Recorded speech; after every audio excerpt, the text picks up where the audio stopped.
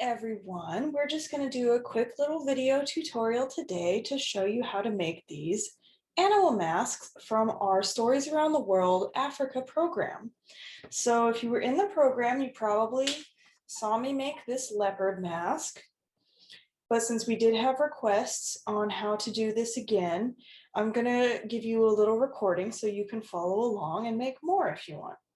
So this one is the leopard template. You could also use this template to make a lion or a cheetah or any kind of cat you want to make up. This is the elephant template when it's done. And this one did take 2 pages, but it'll come together in much the same way as the others. And then this is my example of my zebra. This template also had the option to make it into a giraffe. So I will show you how we do that. So the supplies that we used are whatever you're going to color with. I used some colored pencils this time. You can use some tape. This is double-sided tape, which will work really well, but regular tape is fine too. You could use glue. A glue stick would be really useful.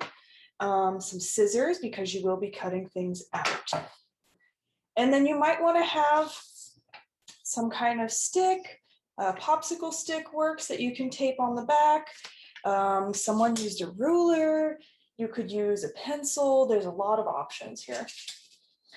All right, so I went ahead and colored in some of these templates in advance. So this one, I'm going to make a giraffe. So I colored in the ring that you need for the base, the ears, the forehead and nose piece, and then the giraffe horns. And this little bit was to make the mane on the zebra if you wanted to use this template to make a zebra. So if you wanted a zebra, you would use the mane and not the horns. And then I also colored in the elephant to show how that could look. So this piece is the trunk, of course, and forehead. And then this piece shows the ring that you will build the mask on, the tusks, and the ears, which I have upside down. Here you go. Okay, so I will show you how to put together the giraffe. And it's pretty much the same method that you would use for any of the templates, including the cat one that we did yesterday. So once we have it all colored in, I recommend coloring it in first. We'll just go ahead and use your scissors to cut it out. And you'll just want to follow the lines, cut out the pieces. It gets a little bit trickier once you get to the parts that are inside the ring, but I will show you a trick for that.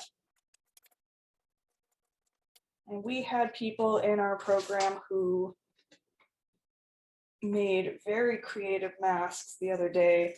And so while I set the templates up to be animals that you could see in Africa if you were on a safari, and maybe in Tanzania or Kenya perhaps, you can make a fantasy animal too. Your imagination can take you anywhere you want to go. And so if you want to use pieces from the other templates, that's fine. If you want to color them in with your own colors that you think of, that's fine. You are free to print these templates out and make as many masks as you want in as many different combinations. It's a pretty fun project, I think.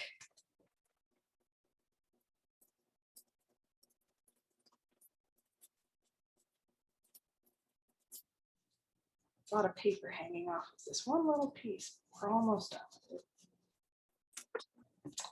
So I'll just move that aside. So now I have my giraffe's horns, my giraffe's forehead and nose. Now we're going to get to the tricky part. So first, I'm just going to go ahead and cut out the outside of the circle so that we can get all this extra paper out of the way.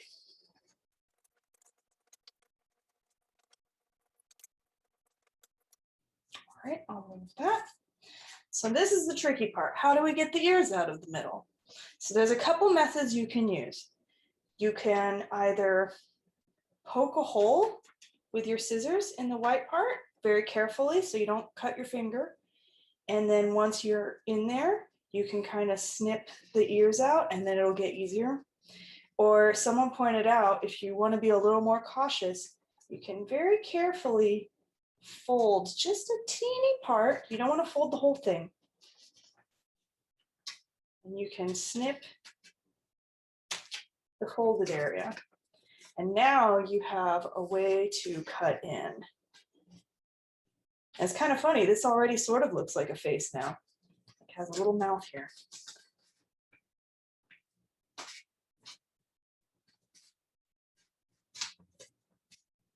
A little bit tricky, but once you start cutting, it gets easier. I'm actually going to cut this middle part out first, just to give myself a little more access to the pieces. Cut that. So now we have a nice big hole in the middle, and it makes it much easier to cut things out. So I'll just keep cutting my ears.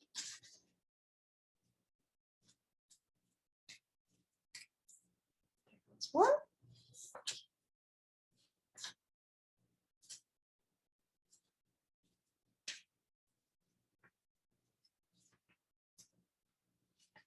And if you're looking for inspiration for how to color your masks in, you can look at pictures of animals to kind of see what colors they are and what patterns they are. But if you also want to stay in the theme of the program, you could look up African traditional masks and see all of the neat different styles, different uses from different cultures. Some of them have these really striking and beautiful geometric features and designs. And you could try incorporating some of that into your safari mask. Or you could make your own masks from this kind of template.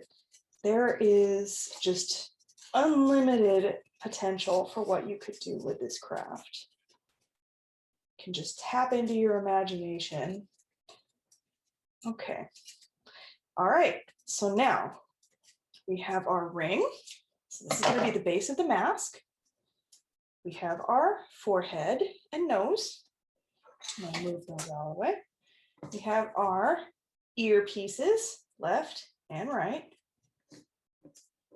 And we have the giraffe's horns, which I guess you could put either way. I like them this way. So I'm going to start by kind of just setting the pieces onto the paper to sort of see where I want them to go in the end. You want to line up the top edge of this forehead piece with the top edge of this circle. So I'm going to kind of get an idea of what that will look like. And when you have patterns on the ring like I do, I kind of want to line it up so I can see a little bit of the brown stripe on each side. Scoot my camera a little closer. And then I'm going to think about, where do I want to put the ears? So I think the ears should go probably right on those brown stripes, actually. It's a fun coincidence. I didn't even plan for that, but sometimes when you're making art, that just works and it feels very good. Okay, and then we have our horns. So the horns I can actually put on top, and I will probably try to put them, it's okay if they overlap the spots a little bit, but I'll probably put them a little bit inside the ears. So that's what it's going to look like when it's done. And now I'm going to take my tape or glue if you're using glue. I found a glue stick was really easy to use. And I'm going to get a little piece of that. This one's double-sided, so it's kind of tricky to work with, but I don't have a glue stick here.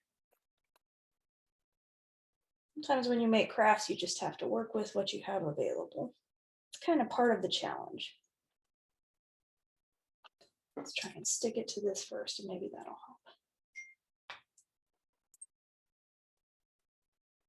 Okay. So I've got my double-sided tape. I'm just going to stick the ear to the ring in the spot that I liked. Oh, it fell off. Oops. Okay. Ear goes right there. Perfect. And if you had glue, you would just put a little spot of glue and then stick your ear onto it. So now time for the other side. Tape. See if I can peel the back off a little bit faster this time, maybe. And now I'll stick this ear right here. So next I'm going to attach the forehead on top of those. I like how that looks with the little layering there. So again, we'll use our tape. And if you just had regular one-sided tape and that was what you wanted to use, you could make that work too. You would just turn this around when you had it where you wanted, and you would put the tape here so that it connects the two pieces. And same with on the bottom. You would just tape the bottom to the back of the circle. Okay. So I'm gonna put my tape on the ring.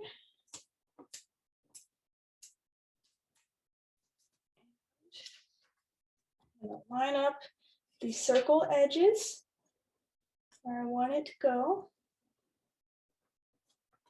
And I'm gonna smooth that down.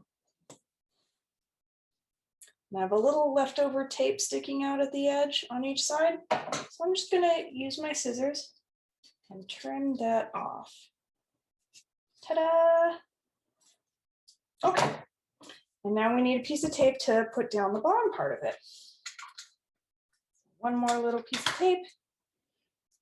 We've almost got a whole giraffe. All right, so I'm gonna lift up the nose. This one's a little bit easier to position because we've already got the top adhered to the ring. So we've got whatever you're using, your tape, your glue, and you put the nose down, smooth it on. So now you can see these are both attached. And the last thing we want is our giraffe's horns. So I just need two more little pieces of tape. And if you're wondering what is some inspiration for different animals you could see on a safari, maybe you want to try drawing more of them or making masks for more of them, you could think about, maybe you've seen the movie The Lion King, because there are a bunch of amazing looking animals that live in Africa that are shown in that movie. And you could make a rhino or a baboon or a warthog or a meerkat. You could make all kinds of animals.